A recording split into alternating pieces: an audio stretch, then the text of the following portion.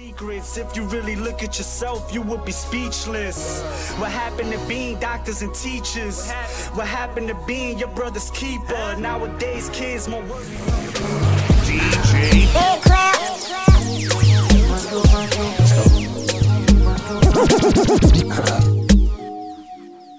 I know sometimes it's a lot to handle. Don't even know why. It's a sacrifice. It's not a race against time. You're exactly where you're supposed to be. Life is a long ride. You gotta just enjoy the drive. Moving through the night, feeling it all inside. Cause even when the sky's falling, it doesn't matter, you can fly. Don't look back, keep going. If you want it, it's all up to you. What didn't I do for you, girl? Yo, what is poppin'? Before the video starts, I just want to let you all know that I give readings just like the ones that you see every Monday on my channel. I give on point Orisha Tarot card readings for singles and also for couples. I also do natal chart consultations. My Everything is Everything reading is by far my bestseller. If you want to check out any of these services, please visit my website at www.bandclaptv.com. So again, if you want to check these things out, go to my website, www.bandclaptv.com. Alright, yo, what is poppin', YouTube fam? It's the top of the week, so you already know what time it is. It's your boy, Mr.BandClap, at it again with another on point Orisha Tarot forecast spread. And this is going to be for the week of Monday, January the 15th through Sunday, January the 21st of 2024. Moving right along, this has been a very, very interesting beginning of this cycle of this year. You know, even though we understand that we're still ending the last cycle, and there's a meeting of sorts that a lot of us spiritually attended yesterday. Shouts out to everyone that was there. There was a like a galactic program meeting, if you will. To me, it kind of reminded me of when you first get into school, that program that you have to welcome everybody into the school and to wish everybody a good year and all that type of stuff. It's one of those type of meetings to where, if y'all remember when y'all were in school and, you know, everybody started in their homeroom, nobody switched classes this day, and everybody in the school, you know, all the classes would line up one by one, and everybody will be going in a straight line to the auditorium, which in my case was in a whole different building. Now, I remember doing this in middle school. I remember doing this in high school. And I also remember doing this in college. You also have some jobs that do this as well, you know, your first day of work and things like that. And during this time, you know, you get to meet a lot of your administrators. Sometimes, you know, this is where you meet your principal for the first time. You know, your principal gives an address and talks about what's to be expected for the year and, you know, for the new cycle and all of that type of stuff. A lot of times, you know, this is the time as well where you get your schedules for the year. And usually, you know, these schedules are something that was agreed upon before the first day of school even started. So the way it used to work in elementary school, the week before school, that's when we would get our supply lists and all that kind of stuff. And then the first day of school is when you go to school with all your supplies. And I remember my mom, she used to stay up all night writing my name on every single pencil, every single crayon, every single paintbrush, all that stuff. Because we all know students are known for stealing other students' supplies. You know, because not everybody was blessed enough to be able to get new school supplies for the year. Another thing in elementary school that my mom definitely didn't like, you know, sometimes when teachers see that, you know, there's a couple of students who don't have supplies or something like that, the teacher would give something out of another student's box of supplies and give it to them, you know, because the way things used to be in elementary school, a lot of the supplies that we would bring to school, we wouldn't bring all of that stuff back home. You know, a lot of times, you know, these supplies are in a file cabinet that only the teacher has access to, so that throughout the school year, they'll always have the supplies that they need, because all the students brought the same type of supplies and all that kind of stuff. So even if you weren't able to get your supplies, you know, you would still be covered in a way, even though it would be at the expense of someone else who was able to get their supplies. Now, in high school and especially in college, that's a different story. You know, in these particular grades, and if I'm not mistaken, even in middle school as well, your first couple weeks of your new year in school, you're not really doing that much work. A lot of it is you introducing yourself to the class, you know, the teachers introducing themselves and talking about what we're going to be going over for this year and what's to be expected of you, the rules and the regulations and all of that stuff. And for the most part, it would be that first week of school that you get your supply list for all your classes. Now, the difference between elementary school and high school and even middle school sometimes too, and especially in college, the type of supplies will start to change. So if y'all remember when you was in elementary school, some of these teachers would have certain type of things on their supply list. And when you look back and really check inventory on that, you will see that some of those things you didn't even use. You know, your mom and dad had to spend all this money on these expensive supplies. And some of these things you didn't even use. You know, some of these things, because there was an abundance of other people who didn't have supplies and stuff like that. You look around and now you don't have what you need. There were a lot of fights. There were a lot of fights between parents and teachers and stuff like that during elementary school. But the higher and higher your grades are, as far as, you know, the grade that you're going up to, the less and less unique and random these quote unquote school supplies start to get. So pretty much the only thing that you really need to go to school are pencils, color pencils, some notebooks, some folders. You might need a couple binders, you know, for certain classes. For your math class, you might need a calculator. You know, in some schools, you know, they get funding and stuff like that. They'll have a box of calculators that they can give out. But, you know, those calculators are for temporary use and you got to give them back to the teacher at the end of the day. The only real money that you would spend on supplies would be those extracurricular activities that you would be a part of later on in the year, because a lot of those things were based on your academic achievement and also how well you did in the trials. And all of that was done before the school year started. I remember being in band camp would start like 2.5 weeks before the actual school year starts. And the price of that saxophone that my dad had to pay in order for me to be in band, you know, that costs more than any school supplies that I would have for the rest of the year, for the rest of all 4 years, being honest with you. You know, that saxophone was like $3,000. So that first week of school, and sometimes even that second week of school, you know, you're not doing any crazy work or anything, because, you know, this is the week that your parents know for sure, you know, what classes you're in and stuff like that. So you can go and get those supplies. And remember, you know, when we were kids and stuff like that, the places that you would go to get those school supplies, you know, they had certain places like Office Max, you know, Office Depot, you know, Sam's, Costco.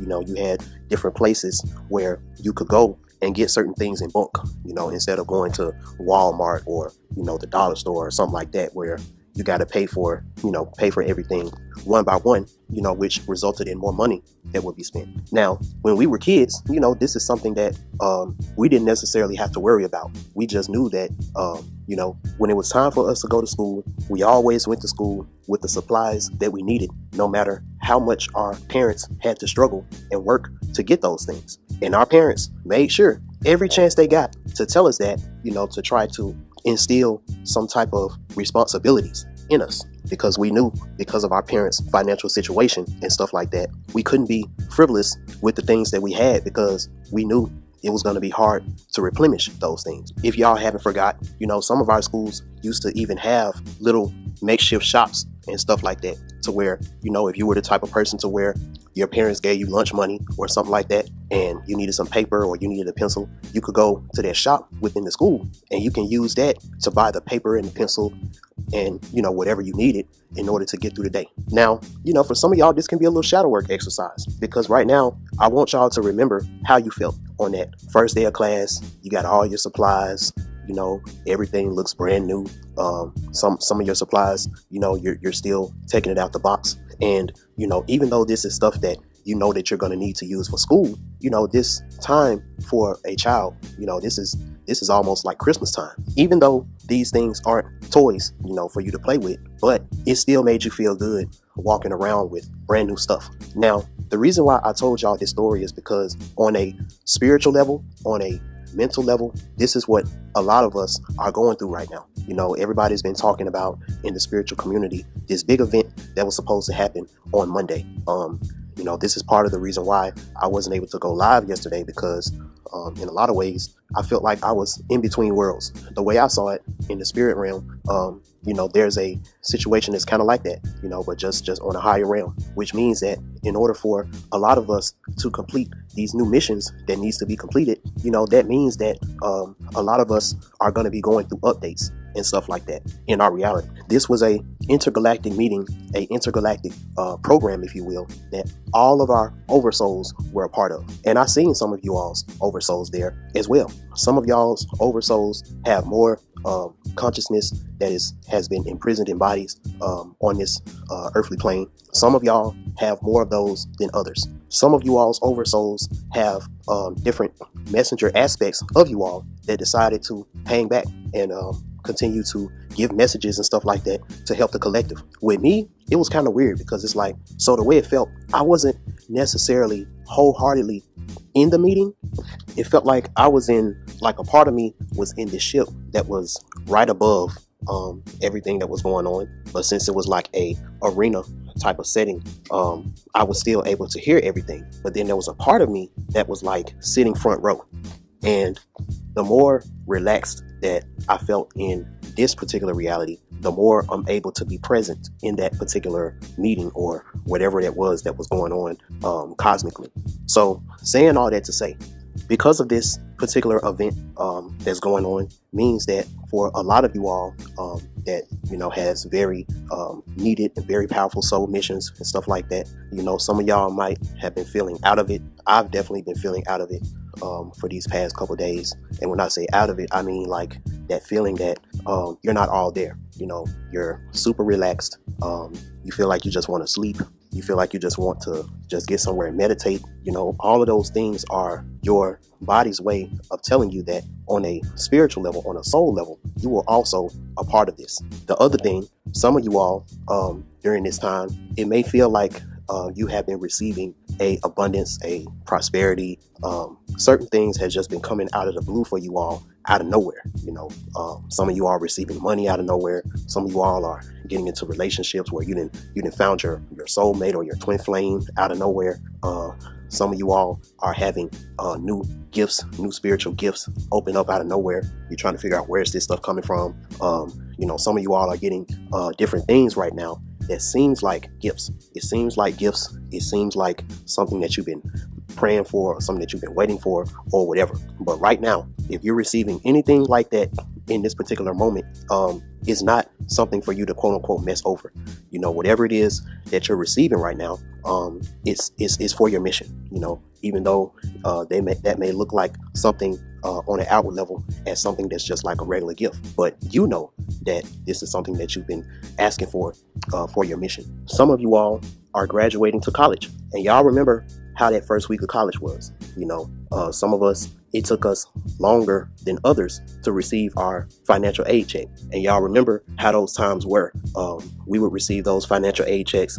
And I know for people like me, you know, that's the most money that you've ever held in your hand your whole life, especially if you're someone who came up from nothing. And this ain't like elementary school or middle school or even high school. So when this money comes through, it goes into your hand like it's all yours. And it's up to you to be responsible for that money, because you know the things for your mission, you know, for your schooling that you need to pay for, because all of that is going to come out of pocket because you got the money. You know, you have what's necessary for it to come out of your pocket, which means that when you get this abundance, whatever this is, you know not to mess over it, because when it's time for you to, you know, get your books and, you know, get the things that you need for your mission, and you spend all your abundance, so now you don't have what's needed to get those things, within this cycle, you know, you're going to be going through it. You're going to be needy. You're going to be desperate. A lot of people aren't going to feel sorry for you because you had the same chances, you had the same opportunities that everybody else got. And you're going to be going through this cycle hoping that someone will have mercy on you. to help you to get those things that you should have responsibly used, so you wouldn't have ended up in that predicament in the first place. So, you know, this is what a lot of us on a spiritual realm are going through. So right now, if you feel a little tired, if you feel a little energetically down right now, you know, you just feel like you want to go to sleep, you know, feel like you just want to chill, you know, this is the reason why. You know, we've all in some kind of way have been affected by this energy that's going on. And I just wanted to take a little time out right quick and just give you my synopsis on what the energy felt like to me. As you all know, I always like to get into some Orisha astrology before I get into my reading. So right now, the sun is in Capricorn and it's shining in the 5th house. So a lot of us got some processes that we're working on that is going to lead to a creative insurgence, a creative transformation, if you will. Reason why is because with some of y'all, you know, this is going to be, you know, the cycle that that you're finally going to be able to have the resources that you need to do those things that you always wished that you could have done. Just like with my school example, you know, when I started in middle school, I knew the instrument that I wanted to play was the tenor sax. Like, I knew that. But, you know, due to circumstances in that particular cycle of middle school that was out of my control, I had to settle for the alto sax. But in high school, that was the year that I was finally allotted what I always wanted, which was a tenor saxophone. Now, it wasn't necessarily until my junior year that I was really able to get the saxophone that I wanted. So for 2 years, it took me 2 years being put in positions to where I don't got the best equipment, but I'm still getting awards and outperforming a lot of the saxophonists in my division and stuff like that. So with this Capricorn being here in the 5th house, when it comes to our creative endeavors, we're working out those last final processes that needs to be done before the real schooling actually starts, which is going to be in Aquarius season. That's when the real knowledge is going to start being ushered out, which means that, you know, around this time, you need to have gotten all the school supplies and all the things that you need so you'll be able to be present in class. We got the moon in Aries in the 8th house right now. So this is talking about a newness when it comes to identity, passions, motivations. There's a newness when it comes to this. And Scorpio is actually hidden in the 3rd house right now, which is in Libra. So this is kind of that feeling when you're walking into your classroom for the first time, you're scoping things out. You don't really know what a lot of these students are going to be about, because it's, you know, some of these students is your first time meeting them. Since we got the 7th house in Pisces, you know, this is that la la land period that a lot of us are going to be in, you know, in this new cycle, because you really don't know what to expect. The 12th house is in Leo, so people's inner intentions and people's hearts are hidden right now. But with this Virgo ascendant that's going on right now, you know, if you've been through certain things and you know how to pinpoint different patterns and you know how to see different early behaviors and stuff like that, you know, this time, you know, you can kind of look around and see who's going to potentially end up being a bully in class. You know, this is the time where a lot of people feel you out. You know, you're feeling other people out, but they're also feeling you out as well. You know, seeing, are you the type that can be bullied? You know, are you the type that is a pushover? You know, this is the 8th house, so the girls are also doing this surveying. You know, looking, seeing what boys that they're familiar with. You know, seeing what boys that they feel like that they may like, and all that type of stuff. Like, there's a lot of things that go on the first couple of weeks of school that determine how the year is going to be, depending on your observation skills, depending on your behaviors, all that type of stuff. The way you see a lot of these students in your class, you're not going to see them the same way at the end of the year that you saw them at the beginning of the year. The 4th house right now is in Sagittarius. My 4th house personally is in Sagittarius. So this is definitely talking about new experiences in places that we call home. And when we're talking about school and stuff like that, that's a place that you go to for 8, sometimes 12 hours out of the day. So in school, you start to grow a fondness to some of your teachers and some of your students and stuff like that, because you literally have to see them every day. And with the 11th house being in Cancer right now, you know, this is talking about you wanting to associate with people, places, things, and situations that remind you of your family, you know, that reminds you of home and things like that. And for some of us, you know, there's some familiar faces in your class. You know, some of us, we were able to graduate and we were able to be in this new class with some of our old friends, with some of our old, you know, people that we may have been in a relationship with or whatever. Some people are finding out right now that they're bullied, that they was having issues with in the last year, in the last cycle, is here on this cycle. And if you still come off as a pushover, you know, you still come off as someone who haven't learned their lesson in that regard, then that person is going to be a new bully for you in this cycle. And they may end up making friends that'll bully you as well. We got Gemini as the midheaven right now. So, you know, this is kind of that time when you get to your first class and you got to stand up and tell everybody who you are and where you're from, you know, all of those type of things. And right now, depending on your answer, that's what's going to sow seeds of loyalty and community and stuff like that, you know, make people think about the Libra in the third house. But you're going to have some people that's going to be sitting down in those desks while you're up telling your life story and all that type of stuff. You know, they may be feeling some Scorpio energy, you know, feeling a little jealous, you know, feeling a little envious of, you know, they want to be in competition with you and all that type of stuff. And this is where those seeds are starting to be planted now. We got Lilith in Leo, and it's also in retrograde in the 12th house. So what this means is some of us, we may see people in this particular cycle, and these people might have done us wrong in the last cycle, or these people might have broke our heart or did something to hinder us creatively in the last cycle. With you having this Aries in the 8th house right now, this could also lead to an embarrassment because you think you know this person. You know, you think you know this person from the last cycle, and they might have went through a transformation during the summer. You know, their parents might have got on them during the summer and told them that they can't be doing the things that they were doing on the last cycle in this new cycle. So you over here looking at this person or whatever, and you end up lashing out, or you end up doing something that may lead to a fight or something like that. And the person that you're going up against, you know, they're not even on the same time that they was on the last cycle. You know, they're actually trying to learn this time. But just because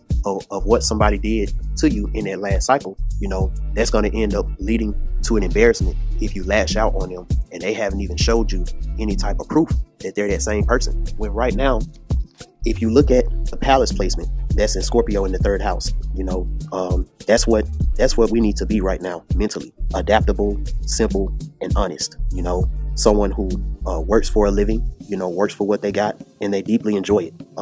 You need to be someone who fully appreciates success and honors, but keeps a cool head. One is endowed with high moral standards, refined feelings, and very good health. You know, this is the type of energy that we need to have right now.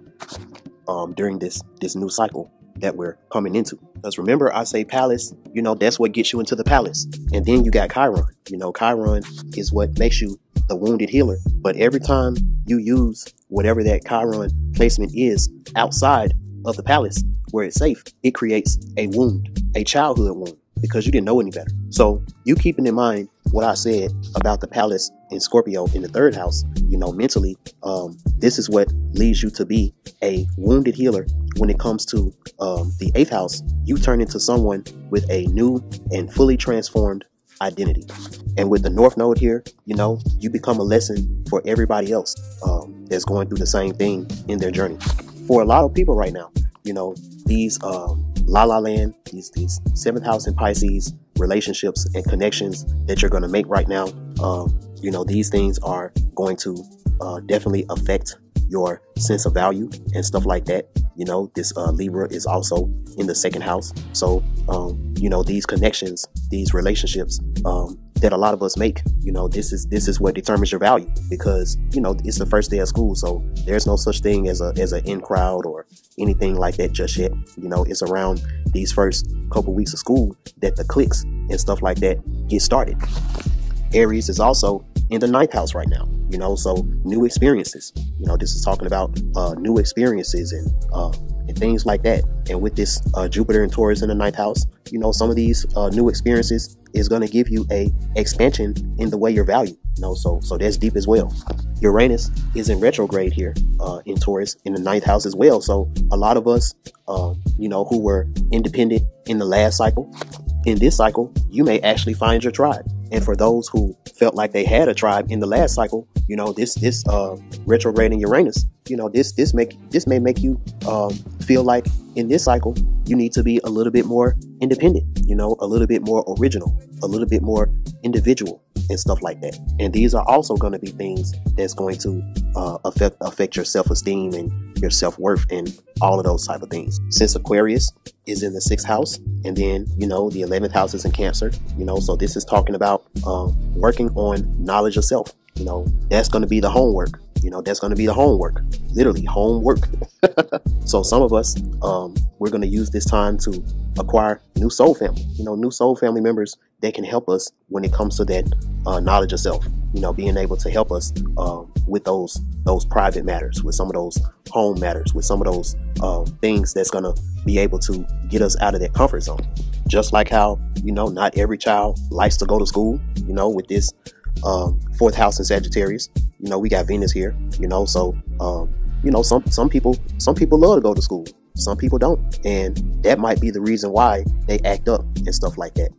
So when we're looking at this Caris in Sagittarius in the 4th house, you know, these are the people who could be the potential troublemakers in school. You know, these could be the potential bullies in school and stuff like that, because this Caris in Sagittarius talks about aggressive, quarrelsome, and nasty people. You know, it is absolutely necessary to keep violent instincts tightly reined in, lest the most terrible disasters happen. You know, so you know, these are all things that we're going to be able to see within the first couple weeks of school. And with this Virgo ascendant being right here, everybody's going to come off innocent until they're proven guilty. You know, everybody's going to come off innocent until midheaven and Gemini, until they open their mouth up. And then you're going to be able to see them for who they really are. And then you'll know how to move throughout this cycle. That's what all of this is about. You know, that's what all of this is about. And when we're talking about the Orishas, the question that is in the air right now is, who is going to be the new King of Glory? Who is the new King of Glory? Because last week we talked about the punishments and everything that went down. Like I said, no one knows that Orunmila has been saved. The only one that knows that Orunmila has been saved is Eshu. Now, during this time, you know, this is the time where we find out that Obatala, he has a secret as well. You know, there's a lot of different ways that this Pataki is told. It was told to me, you know, he was at like a temple or something like that, and he got this telepathy message from the baby Shango. So this telepathy message comes through and tells Obatala not only that he's coming to Earth, you know, telling him all the things that that's prophesied that he's going to do when he comes to Earth. He tells him about the wars that will be started, the justice, all the different things that's going to happen once he comes here. So now Obatala is learning that the one thing that he thought he stopped, he couldn't stop it, and he didn't stop it. So now Obatala got this bombshell message that there's a king, there is a savior that is coming, and he needs to prepare because he's going to end up being the father of this Messiah child. So now, you know, he's at this crossroad. He knows that he's going to have to eventually tell Yemoya about everything that's going on so that the preparations for this new King of Glory can be made. So with that being said, you know, this cycle is going to be a lot about family secrets being revealed. Family secrets being revealed. Royal family secrets being revealed. A lot of that's going on. And the reason why is because these have been some very detrimental secrets. There were kings and queens that were exalted that should have never had a chance to even be in that position. You know, there were false prophets, false kings, false prophets that came in the name of, you know, the prophesied King of Glory, and they weren't that, and they did a lot of evil things. A lot of that, a lot of secrets, a lot of family secrets being revealed right now. Because even though the gods understand Eshu's position and stuff like that, Eshu always have to go through this period of re-earning the respect or regaining the respect. You know, every time these gods lose that sense of who they are and all of that type of stuff. You know, Eshu and his job is always the first thing to leave their memory. Also, another secret is that, you know, as I just said, Orunmila would have been the real King of Glory. If Orunmila wouldn't have been sent away to die as a child, quote unquote, he would have been the king that Shango would have ended up being. But as we know, Orula or Orunmila, he never left the forest. So he never knew that he would have been next in line to be the king, because he was unknowingly excommunicated from his real family, his real royal family. With all the work that Eshu put in, he should have been the king of glory. But the only reason why Eshu isn't looked at as that is because he would always have these stints where he would leave his throne and come down and help the people, which, that ended up ultimately being his downfall, because he ended up in this matrix, and the creators of this matrix have been fighting to keep him imprisoned in this matrix, because Eshu knows the truth. He knows the truth about everything. So to keep him in a matrix far away from the base reality, that's the only reason why these lies have been able to permeate the way they have. So there's a lot of secrets being revealed. As you all can see, a lot more secrets are going to be revealed. Cat Williams, he represents the Virgo. He represents the one who knows the truth about who is the real King of Glory, because the real King of Glory, he never left where he came from, because he never knew that he was king. What if that's y'all? What if they represent y'all out there? What if, these next few days or these next few weeks, you find the truth, the family truth, that you had some type of inheritance, you had some type of royal family inheritance or something like that. Something that if you would have had this not even 1 year ago, if you would have had this 10 months ago, if you would have had this years ago, certain traumatic things in your life may not have took place, because you might have had the resources needed to stop different things. That might be how you'll feel, once this comes to pass, once this comes about. For some of you all, this is going to be your reality. And in order for you to stay light, this is going to require some shadow work, some real deep shadow work for some of y'all. So I already know that this is already kind of long. I just had to get that out. If you all would like a natal chart reading, you know how to reach me, www.bandclaptv.com. Click on my service tab and go to the natal chart readings. I'm pretty sure, some of y'all are going to have some questions, because, this stuff is going to happen for some of y'all so fast. It's like 1 minute y'all are in this predicament, and then another minute it's just like everything just disappears, like everything just fades away, or you might receive something that can make certain things that you were just so worried and stressed about disappear.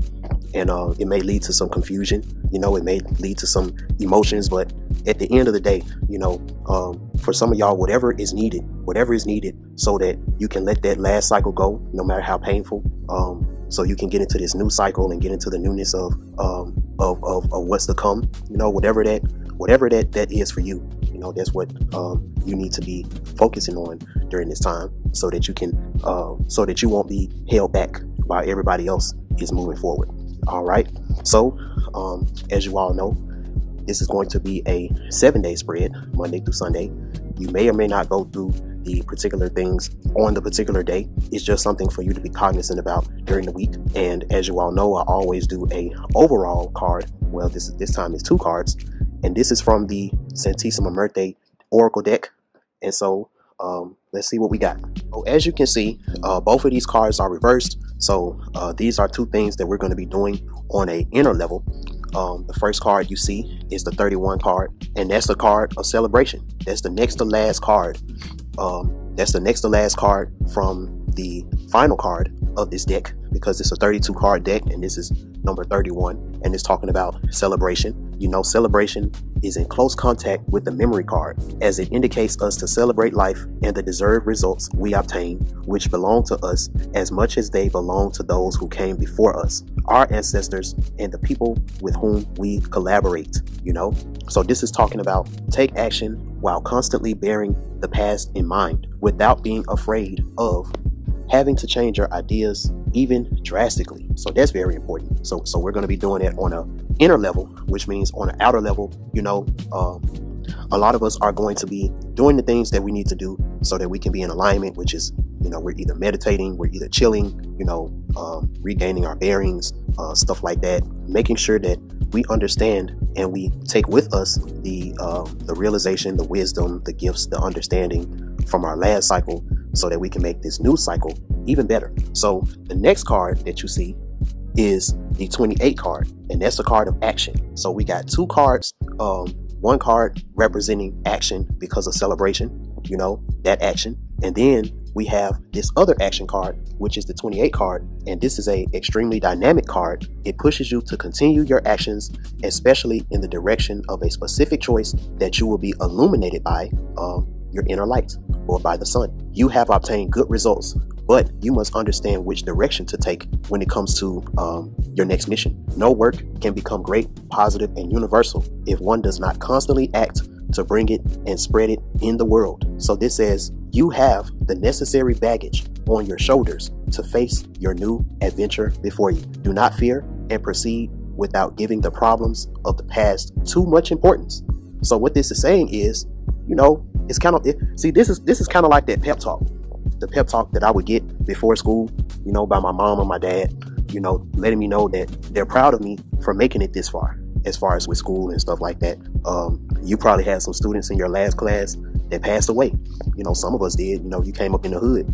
So be thankful and be grateful that you're in this position to where you have this new cycle that you're coming in. But with that being said, you know, this is also saying that, you know, the same things that you used to can get away with, because, you know, I was cool with the principal and, you know, we had different relationships with the teachers and stuff like that. You know, that's not going to be the same thing in this new school that you're in, you know, which means that whatever trouble that you get into, we're not going to be able to necessarily get you out of it.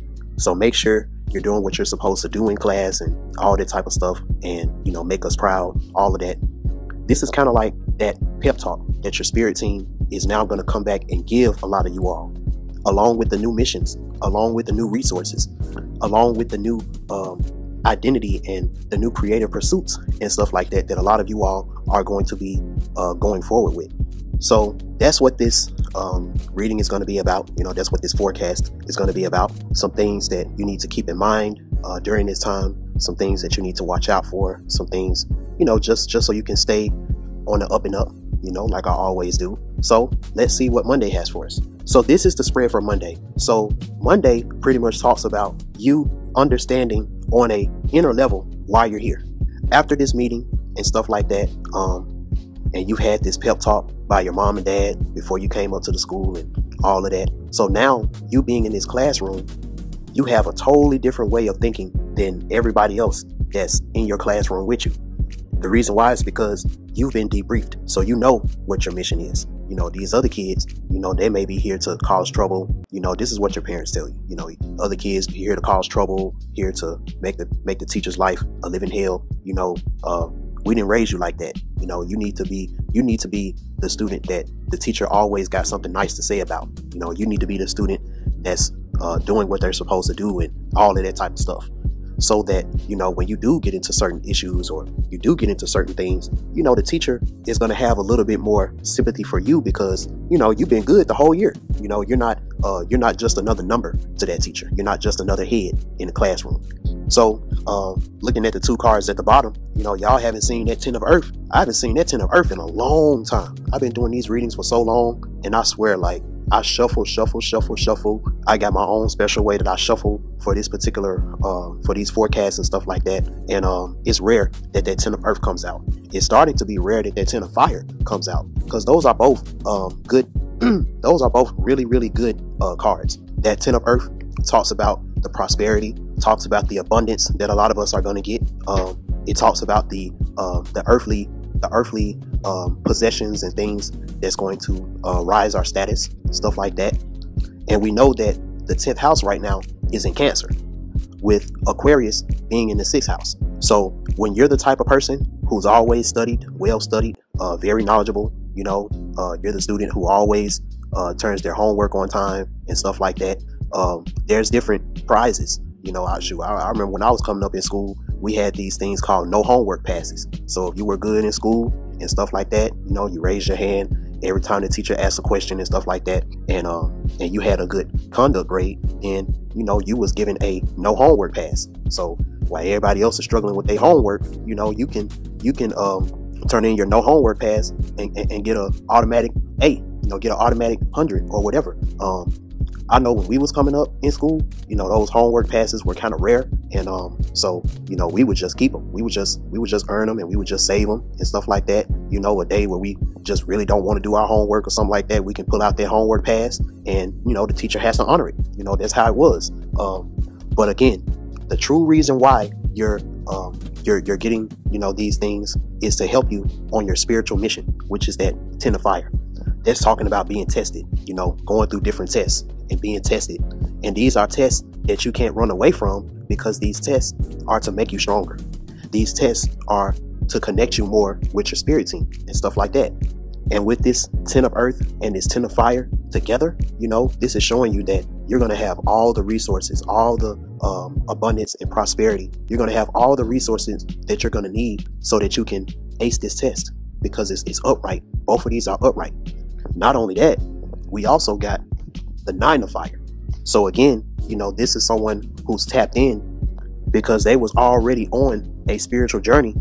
You know, they already got that spiritual debriefing before they even got to school. So you're someone, you know, you got this abundance and stuff like that. You know, you might have got some type of money, or you might have got something privately and nobody knows about it. And the reason why is because this 10 of fire, you know, and we know Sagittarius is in the 4th house. So, you know, this might be a situation to where, you know, you've been waiting to move. You've been waiting to transform. You've been waiting to get this financial aid check, you know, so you can go ahead and go where you need to go in life.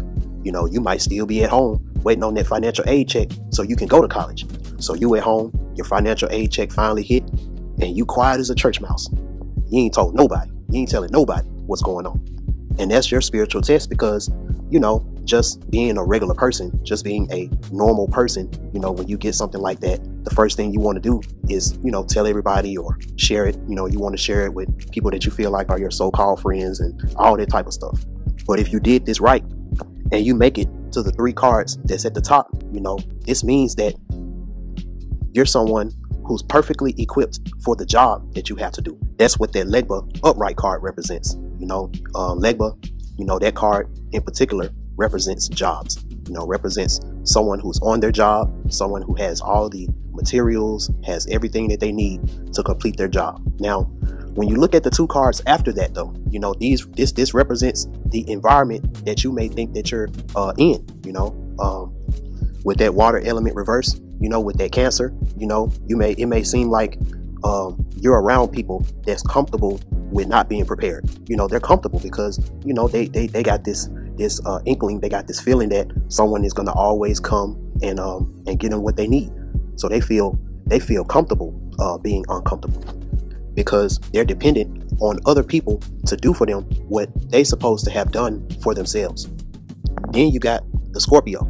You know, you're surrounded by people who are manipulative. You know, this kind of reminds me of when I was in middle school, and it was this real cute girl that was in my class named Myra. And Myra, you know, she liked this hood guy. You know, his name was Desmond. You know, he was a hood dude. You know, he never had what he needed for school, but he was like one of those pretty boy types that was trying out to be in the athletics. Now, ultimately, those things are what resulted in him being cut from the team. But, you know, this is the beginning of school, you know, so, you know, this is that part of a girl's part of the mission, to where they get with guys strictly off of potential. Now, my mom and dad wasn't going to have me going to school ill prepared and stuff like that. And then plus, my dad, he used to give me a little lunch money or whatever to go to school with. And there was this gas station right next to the school. So I used to wait till my dad pulled off, and then I would go to that gas station and I would get me some gum and some hot chips. So I'll be up in class and I'll have my gum and my hot chips in my bag and stuff like that. And Myra would see it, and she would use her little Scorpio charm to try to manipulate me into letting her have some of the gum I got, letting her have some of the chips I got. And for the first, you know, day or two or whatever, I would let her do it because I liked her. And I thought that, you know, maybe if I kept doing it, that would result in me actually getting with her. But me being the observant kid that I was, I found out real fast that that wasn't going to happen. And I started to look real stupid. I started to feel stupid. Keep giving her gum and keep giving her chips and keep giving her pencils and paper and all this kind of stuff. And she ain't even my girl. The dude that she really liked, you know, he ain't really paying her no attention. He was messing with other girls and the other classes and stuff like that. But she was head over heels for this dude. She never asked me to go behind the bleachers with her, you know, when it was time to switch classes. But he got that treatment, and she would only come around when she thought I had something that she needed. So that's how I learned at an early age that everything is supposed to be an equal transaction. Like I told y'all, some of my biggest lessons about women, I learned these things in elementary school and in middle school. So that's Scorpio. Then you got Pisces. And these people are the worst because these people can really get you sent to the principal's office, because these were the people who were clearly trying to be something that they were not, but whatever that alter ego was, that's what got them loved. These were the type of people who could do very mischievous things and get away with it simply because you just couldn't believe that this person could do these type of things. These are the people who both of y'all are doing something wrong, but this person can cry or they can do something to win over the sympathy of the teacher. So now you over here getting blamed for everything. And even though I'm talking about school, you know, when we were coming up as kids, we all looked at school as a job, you know, for the most part, a job that we couldn't wait to get off so we can go home. Now, what is all of this going to lead to when we're talking about communication and stuff like that, the type of communications that's going to happen in this particular environment that you're being placed in, or that you feel like that you've been placed in? You know, what you're going to see, you know, this environment, you're going to feel like this environment is full of disloyalty, weakness of purpose, disagreements, lack of communication. You know, see, this is where you turn into the quiet kid in school. You know, you're the quiet kid that just wants to learn so you can get out, you know. And sometimes, you know, you being in this closed environment, you know, you're trying to stay out of trouble. You know, you're actually trying to stay out of all the different two of air type of scenarios. But, you know, too many people seeing you do this, you know, now this is what makes you the perfect candidate of being bullied. So this card talks about be suspicious, pay attention to your environment, restate facts that seem ambiguous, you know. So these are some things that you need to look out for when it comes to Monday. Let's see what Tuesday has for us. So Tuesday talks about staying ready so you don't have to get ready. And this has a lot to do with your past cycle. You know, a lot of us, you know, we're going to be doing a lot of self-reflection right now. You know, a lot of looking at the past, looking at the mistakes that we made so that we won't make those mistakes in this new cycle. One thing that we used to see a lot when it came to school and stuff like that, remember what I said at the beginning of this. The same way you feel about your class at the beginning of the year isn't going to be the same way that you think about your class, that you feel about your class at the end of the year. You know, sometimes the same class that you start with is not going to be the same class that you end with. And when the smoke clears and when the dust settles, you know, that's something that you're going to see. You're going to start seeing that right off top. You're going to see that, you know, because sometimes mistakes like this are made, you know, in scheduling.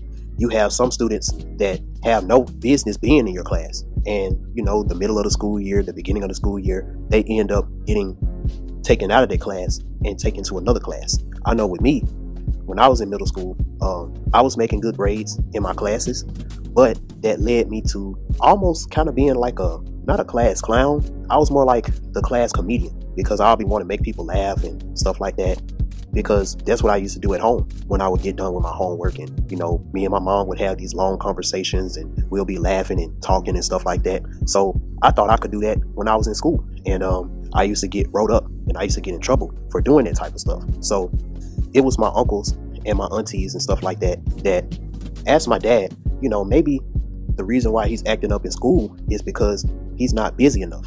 You know, he's always getting done with his work faster than everybody else and all that type of stuff. You know, maybe the reason why he's acting out is because he's not in an environment that's really going to push him academically. So, you know, I ended up taking the different tests that I needed to take and stuff like that. And like I said, you know, this is a brand new middle school.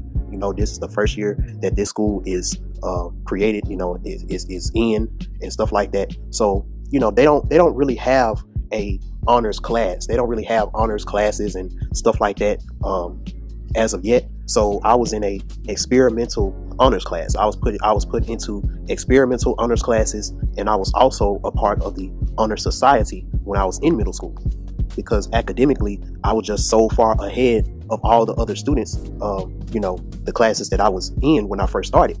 So right now, you know, if you're trying to be something you're not, if you're trying to act like something you're not, you're going to get found out real early within these first couple weeks of school starting back.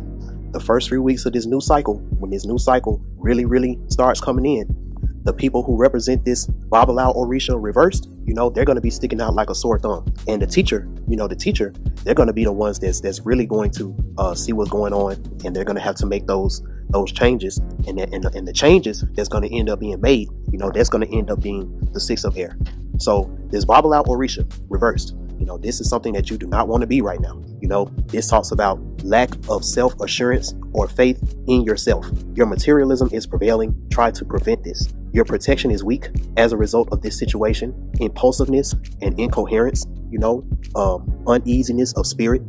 These are things that can put you in a state of confinement, you know, hiding and confinement. You know, that's the 9 of air. This is someone, you know, who can talk a good game when it comes to different experiences and stuff like that. But, you know, they don't have enough of those under their belt that they actually went through, that they've extracted the wisdom from, that can change their personality and change their disposition to be a bobble out Orisha upright. So pretty much, you know, these are people who lied on their application. You know, these are people who lied.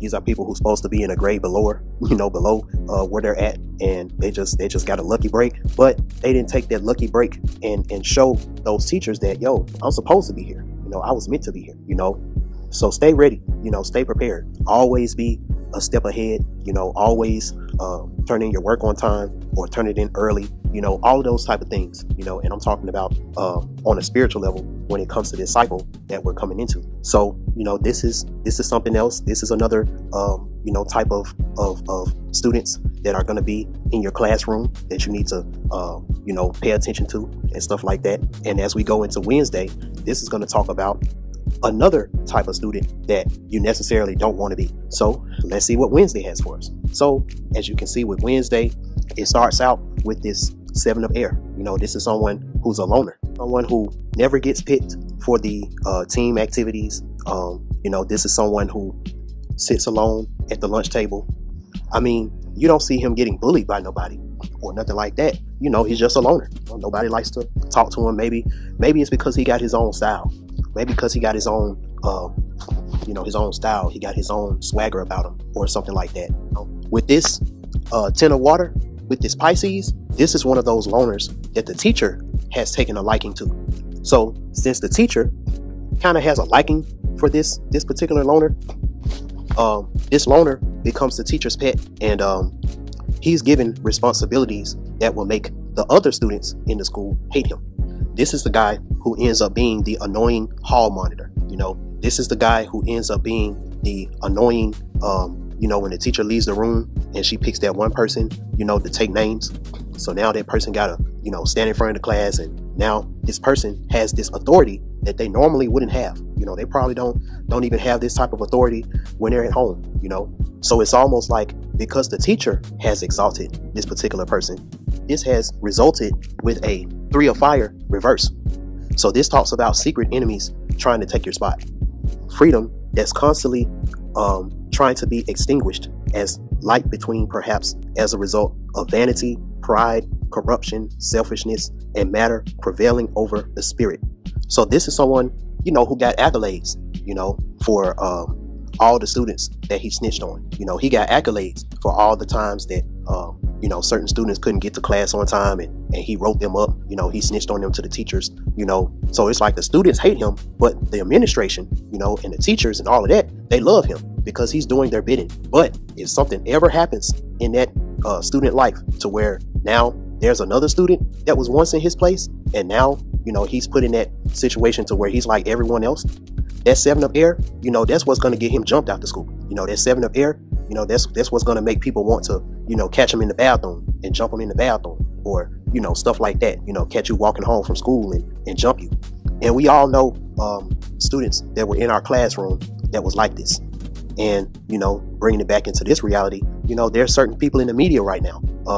And you already know if they didn't have certain powerful people in their back pocket to get them out of certain things, you know, they would be lame as hell. You know, they would be, you know, nobody would want to mess with them. Nobody would want to collaborate with them. The only reason why they're in certain positions that they're in right now is simply because they've had grand support from powerful industry executives. Their grand support didn't come from the people, you know. And a lot of times, you know, when people are exalted in this way, you know, you can have this wool over your eyes, this la la land type of feeling that that your star would never go out, that your light would never go out, you know. But you forget that, you know, everything involving this school is temporary. And not only that, you know, whatever accolades, whatever it is that you think you're getting, you know, for the time being, those accolades don't really mean shit. You know, especially it don't even mean nothing while you're in that school, because when that bell ring and that school is out and you walking home, you know, you don't got no principal. Your principal ain't walking home with you to save you from what's going to happen once you leave out that school. You know, once you leave out that school and, you know, the teachers go home, the principal go home, now you're at the mercy of all of those students that you did wrong. You know, you're at the mercy of all of those people that you snitched on. You got them in trouble. You know, people had plans to do certain things and now you done messed up their plans. You know, they're not going to be able to protect you from the consequences that you're going to receive if you decide to be this type of person. So definitely keep that in mind, you know, because that's what it seems like. You know, these cards are talking about, like, different personality types that you're going to see in your classroom, in this new classroom that we're all about to be in right now. All right, so that was Wednesday. So now let's see what Thursday has for us. So when I look at Thursday, this reminds me of a very, very important thing that Cat Williams said on his interview that he did with Shannon Sharp. He was talking about how the teachers, they don't get paid enough to deal with these students and stuff like that, and the different things that these students are bringing to school with them via, you know, personalities, lack, you know, all the different things that they're not getting at home. And these teachers are expected to teach this curriculum that was given to them by, you know, the Rockefellers to create these students into slaves and workers and stuff like that. And they have to use their creative talent to make this boring stuff worth you sitting down for 5 or 6 hours out of the day learning, you know, this boring stuff. And you're a grown-up and you understanding that the stuff in this curriculum isn't really what's going to help these students, but since it's your obligation, you got to do it. Then on top of that, you know, these students, you know, a lot of these students, they come from bad homes. You know, they come from real messed up parenting situations, stuff like that. They don't respect authority at home. So what make you think they're going to respect authority at a school to where the teachers nor the academic staff or anything like that, you know, they can't give you corporal punishment like when I was in school. So, you know, these students, you know, these teachers, they have to go through a lot to deal with, you know, what they have to deal with. Now, the beautiful thing about when we're talking about this on a cosmic level, the quote unquote teachers that's going to be helping us and assisting us on this cosmic level, you know, our ancestors, there are no bullies or people that's allowed to skip a grade because of their popularity. There's no people that's allowed to skip a grade because of their athletic strength and all of those type of things. Especially there's no students who skip a grade because they're just so bad that, you know, the teacher is just passing them, so they won't have to be the one to deal with them for another year. With that devil card and that 9 of water that's at the very top, that talks about it don't matter how close you were at completing your mission, how close you were at getting all the things that you desired. If you did this stuff, if the way you obtained these things were on some manipulative, dark magic, you trying to cheat your way to the top, you trying to scam, you trying to fake your way to the top, all of that, just know you will get found out, and the consequences for you is going to be a lot more harsh than everybody else. So I would just, you know, it would just behoove you to do the right thing, because these teachers in this new cycle that's going to be happening, you know, this new cycle that's going on right now, they don't play. You know, they're not going to play with you, you know, because they already feel like they don't get paid enough to deal with any outside BS. And a lot of y'all know what I'm talking about, because some of you all were put here to be teachers. So, you know, if you were put here to be a teacher, that means that you already have a low tolerance built in your DNA. You know, low tolerance for disrespect, low tolerance for cheaters, for scammers, you know, a low tolerance for people who try to hinder the innocent from being able to learn and to get the knowledge that they need. You know, you already came down here with a low tolerance for that type of stuff anyway. You also came down here with a bigger thirst for knowledge than the average people around you. And, you know, for a while, you were completely misunderstood while you were on this journey. Because if you were put here to be a teacher, that means that you had to go through different situations, different traumatic experiences before everybody else. And you had to be the example of how everyone else needs to react and respond to these particular traumatic situations. You were also given more powerful spiritual gifts, because, you know, you're not only going to be managing one person, two people. You know, some of you all, you've been put down here to manage thousands of people, thousands of souls, thousands of students, thousands of people are awaiting your instruction. When we look at this dwarves and gnomes, this kind of represents who our teachers are, who our ancestral teachers are, who our earth teachers are, anyone who has that passion to teach. This represents someone, who may be old, traditional, and wise. If you are a man, you will be wealthy with a resolute and stable spirit. You will be financially successful and you have important contacts. If you are a woman, you will have a fighting and preserving spirit, because that's what you need to be as a female teacher. And deep self-confidence. So nothing your students are going to say to you is going to be able to penetrate your heart and stuff like that. You will not stand for being disappointed by anybody. You will not accept deceit or lies. And you will not be a partner to someone who does it. Your economic situation is good and you will know how to use it for the benefit of everyone. So if this is you, then you were meant to be a teacher and you're needed right now. Because there may be a student out there who feels like a failure, who's failing. They feel like a failure. And you could be the only one, message from fire at the very bottom. You could be the very one that can tell that student, do not let anything or anyone discourage you, since reason acts according to your moves. You can be the one to tell that student that they have been fair in their attitudes. And you can give that student the courage to fulfill their duties. You could be the only one, you could probably be the only one to be the truth that can guide that particular student and stuff like that. A lot of times we don't understand the first step, the second step, the third step, the fourth step that we're told that we got to make right now. A lot of times, these steps don't matter until we get to that person that we're supposed to mentor in the future, until we get to that person that we're supposed to rear them. I got people in my life now that I've been given a responsibility to kind of be a mentor for them, and if you're someone and you feel like that this is your calling, don't feel like don't feel like you ain't shit, as far as feeling like that nothing that you've been through matters, because every little thing, everything that you've been through, even the little things, are the reason why you are who you are today. And that's what you have to understand. And everyone needs a good teacher. You don't know, you may be that mentor for someone, and years later they're going to be telling their children about you, about how you saved them, about how you delivered them, about how you were the only one in their corner who actually cared about their enlightenment and who actually cared about them going to the next level, more than their own family, more than their own parents. So that's how important this is when we're talking about our spiritual people who have a purpose, who have different purposes and stuff like that, to advance the collective. All right, so let's see what Friday has for us. So again, with this message for Friday, so this right here represents, be careful how you treat people. Because another thing too, some of y'all, if y'all think back over your life and stuff like that, if you can think back far enough when it comes to certain people that you went to school with, some of y'all went to school with some of these superstars. Some of y'all were in Michael Jackson class. Some of y'all were in Usher's class. Some of y'all went to school with Tupac.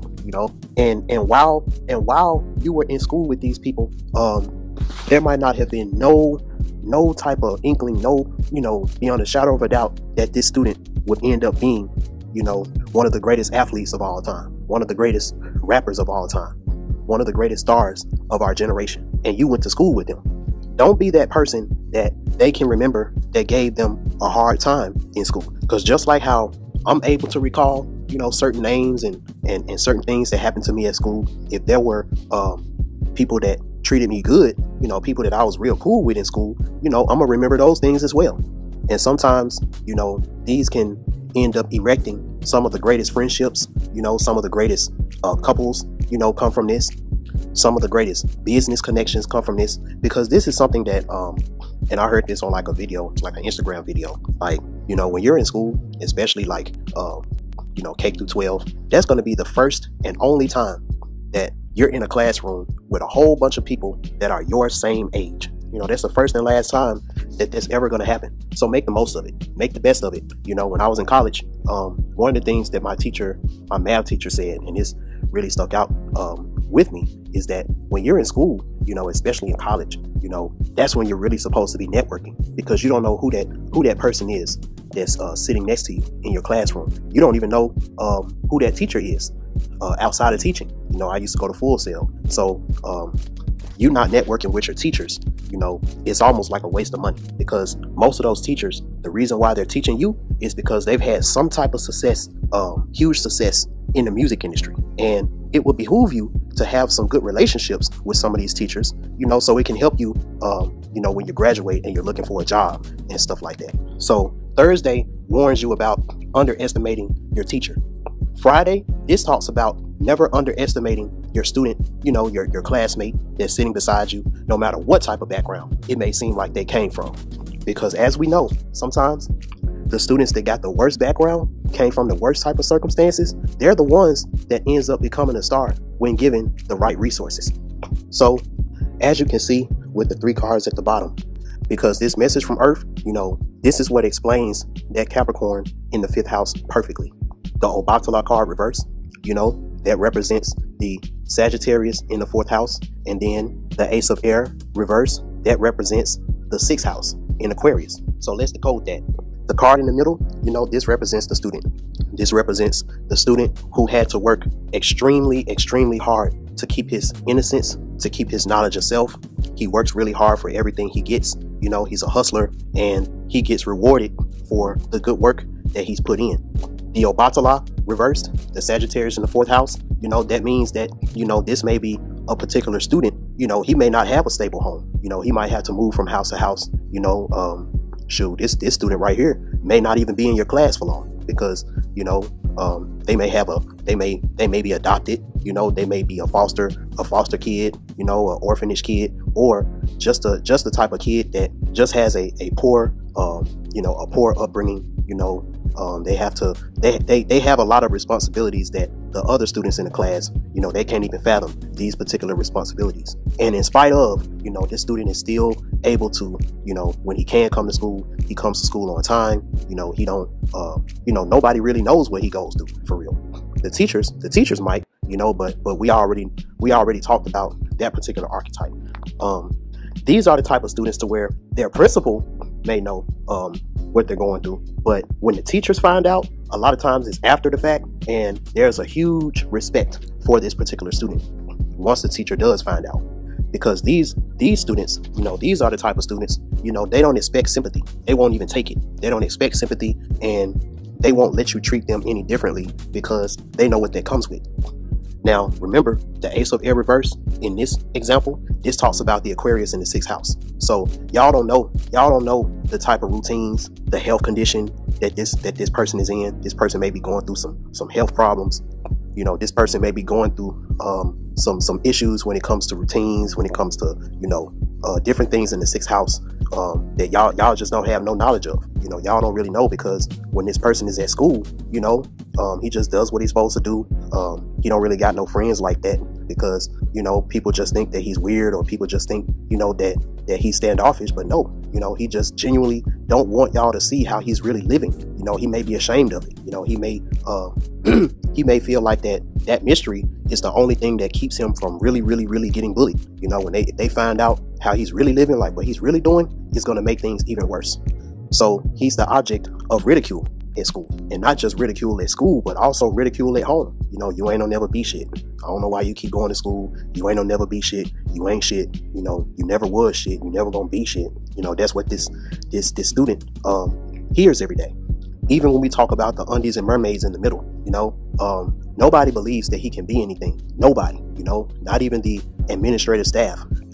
Even though he makes good grades, you know, even though he does what he's supposed to do, you know, since he's not really in the in crowd, you know, he's not trying to be like famous in the school, or, you know, he just stays to himself. Everybody's underestimating him. You know, everybody's you know, putting their 2 cents in, but nobody's trying to help this particular person or whatever.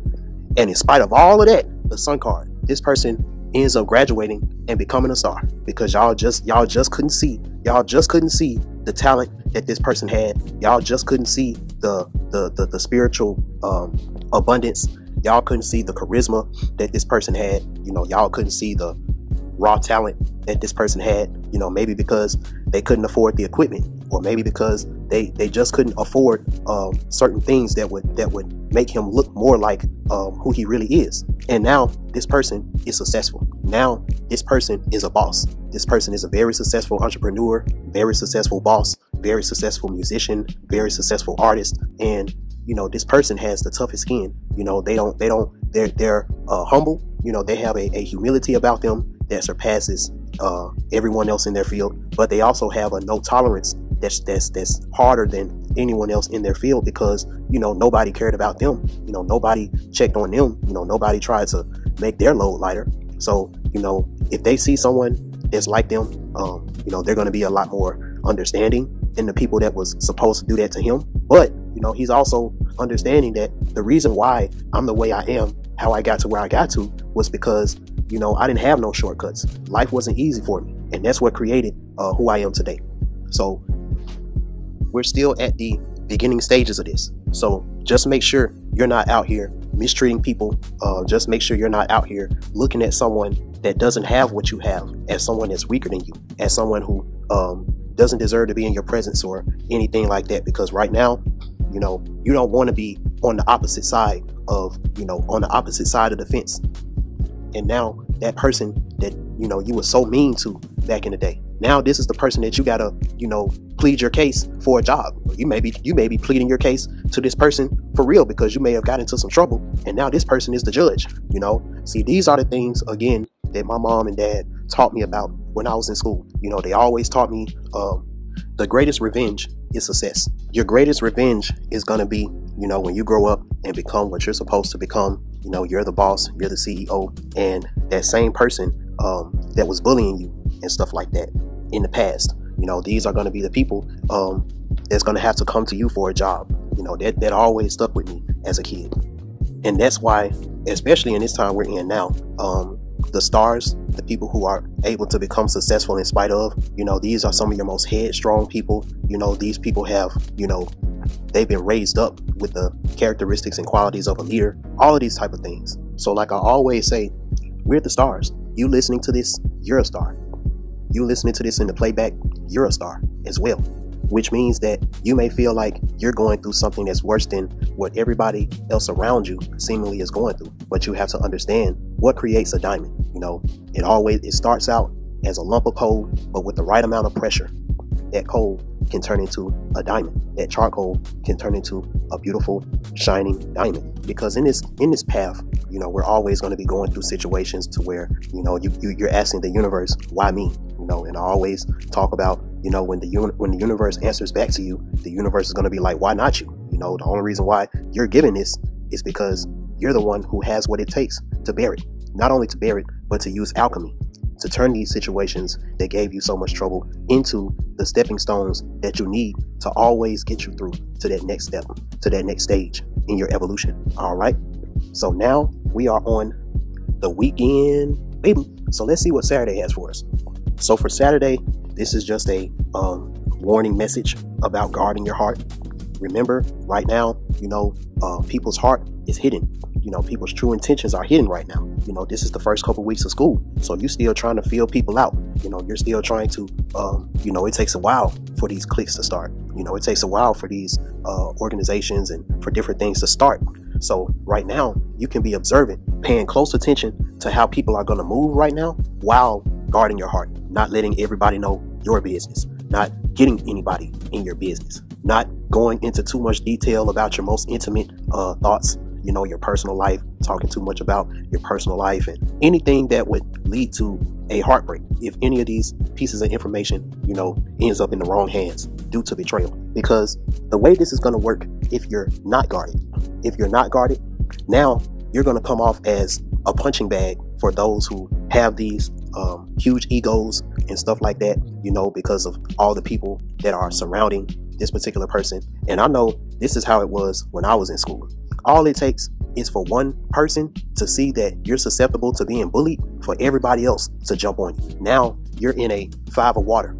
Everything that you want to do creatively is now put at risk because you're in an environment and you're surrounded by sharks. You know, you're surrounded by negativity, people that wish bad on you and all this type of stuff, simply because, you know, some information about you might have came out you know, because you was running your mouth with the wrong people, and now they exposed you, and now they're jealous and they're envious and all of this type of stuff. So now every time you go to school, you got these group of students, and pretty much their whole mission is to make your life hell. And now, in order for you to get any type of peace, now you got to be the one to try to get your parents to put you in another class, because it's got to a situation to where mentally, you know, you can't even take it anymore. So again, right now, this message for Saturday is about guarding your heart. You know, not everybody need to be in your business. Not everybody need to know what you're doing. Not everybody even need to know who you are, because all of these things can be used against you if the right person gets this type of information, especially now, you know, with these cell phones and these computers and social media.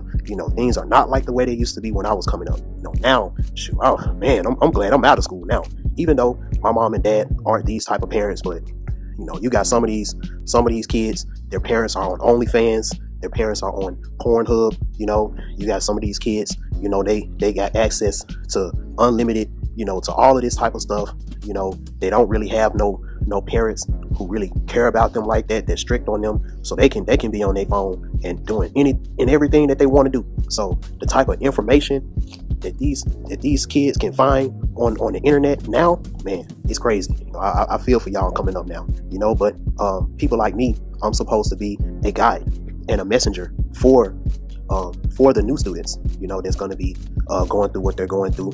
And me myself, I'm in a new spiritual, I'm in a new plateau. You know, I'm going through a new set of classes and things like that as well, you know, graduating from the previous cycle. So definitely keep that in mind. For some of y'all, make sure you guard your heart in this time, and let's see what Sunday has for us. So Sunday has a very, very simple message. And the beautiful part about this next plateau that a lot of us are going to be going on, this is a realization that I ended up coming across, you know, at the mid part of last year. And I feel like, you know, rest in power to my Uncle Junior. I really feel like him passing away, he gave me some wisdom. And the wisdom that he gave me was, life is like a game show. You know, it's a game show. It's a reality game show, just like the ones that we see on the Tell Live Vision. And this live game show has been filmed in front of a live studio audience. Nobody in this reality show, game show, is who they really are when they're not in the game. The people who you think are your enemies in the game, once you get out of this game show and you're out of your body and you're into your true self, now you're being your true self. You and that person that was an enemy in the game, y'all cool as hell in real life. In real life. The real life that's outside of the real life, if you get what I mean.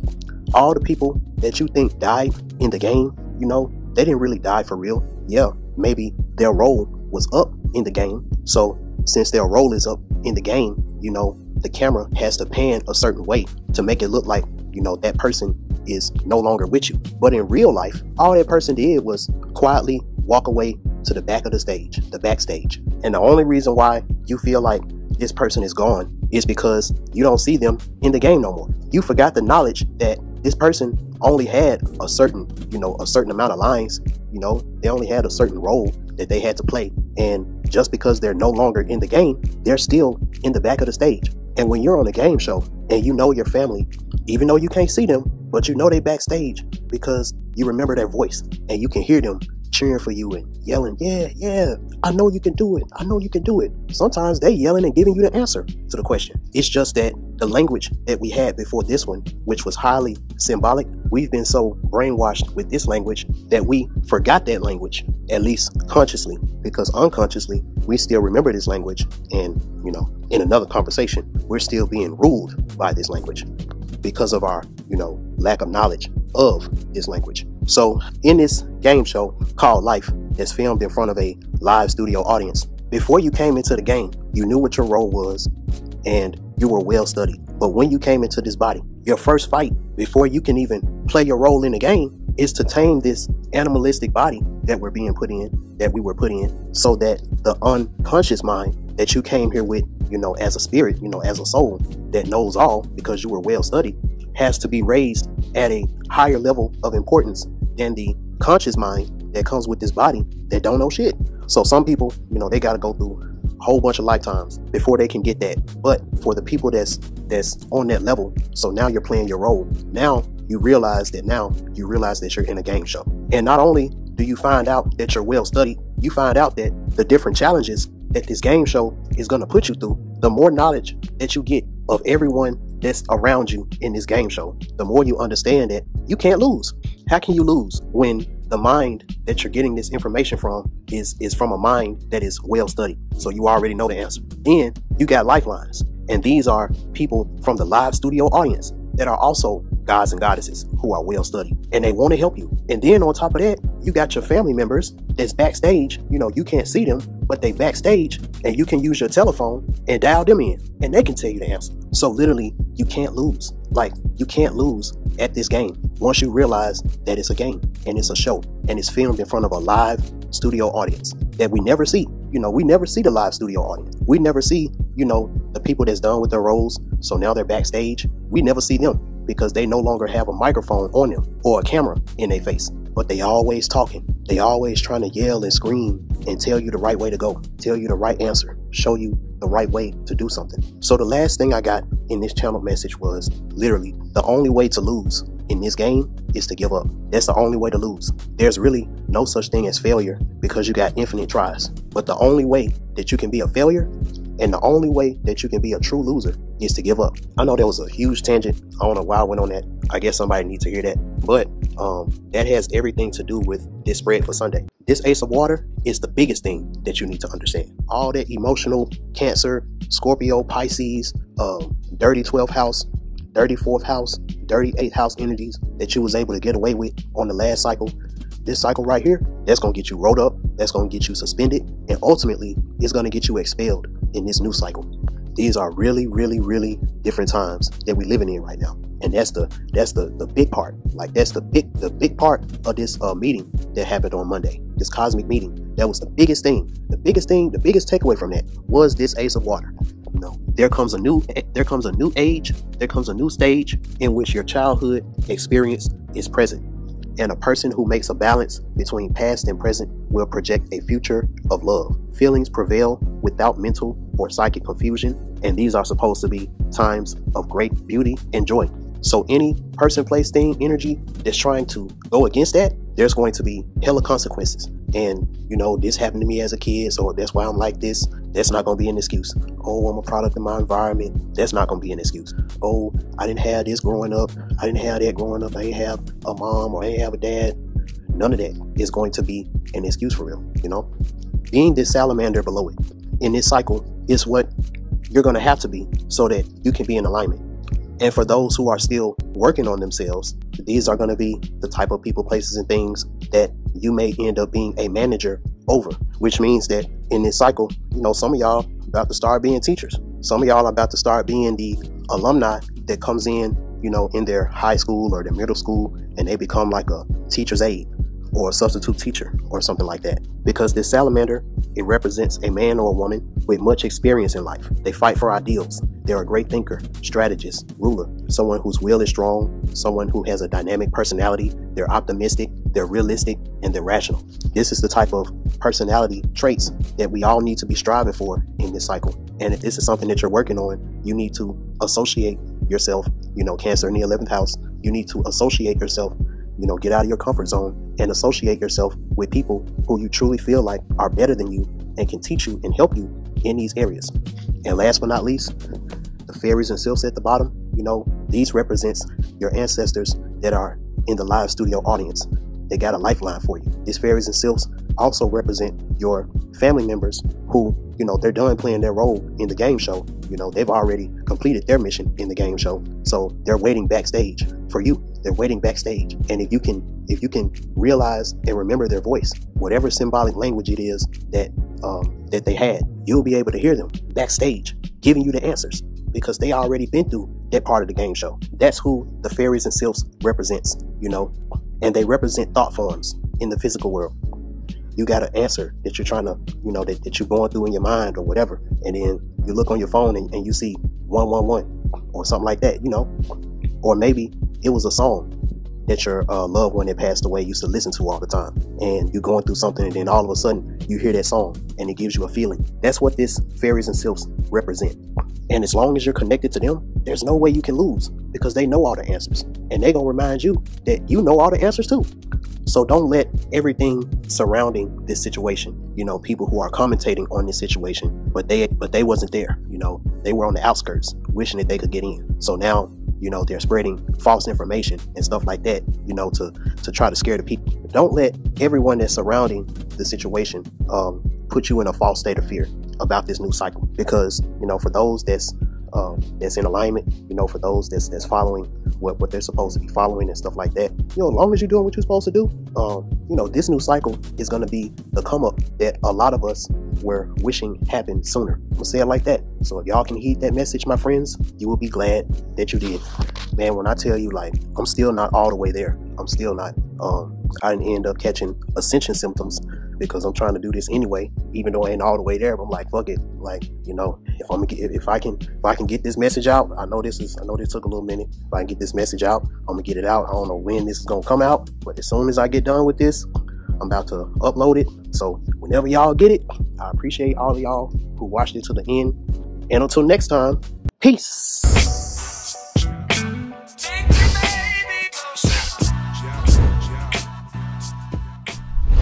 What's up, y'all? I hope y'all enjoyed that video, and if you stayed to the end, I appreciate you. Also, if you haven't already, be sure to like, comment, share, and subscribe to my YouTube channel. Also, I want to redirect you to my Instagram page. I don't promote my Instagram page a lot, but as my subscriber count and things like that rise due to things like shadow banning and stuff like that, I'm hearing that a lot of people aren't getting my notifications when I go live on YouTube and stuff like that. So for all things BandClap TV, my Instagram page and my story are going to have all of the notifications and things like that when it comes to when I'm going live, when I'm going, you know, when I'm releasing videos, when I'm releasing content. Also on my Instagram page, if you're curious about my reviews for my readings and stuff like that, as you can see on my Instagram, I have a lot of different testimonials and stuff like that. For those who don't know of me as an artist, I also have videos of me performing and stuff like that. I'll be putting out more stuff like that very, very soon. So I'm just trying to get as many people right now to go ahead and follow me on Instagram. That is BandClap TV. And also my Facebook and Snapchat, BandClap TV as well. All right, y'all. I appreciate y'all. And like I always say, no matter what, you got to stay shining. You got to stay shining.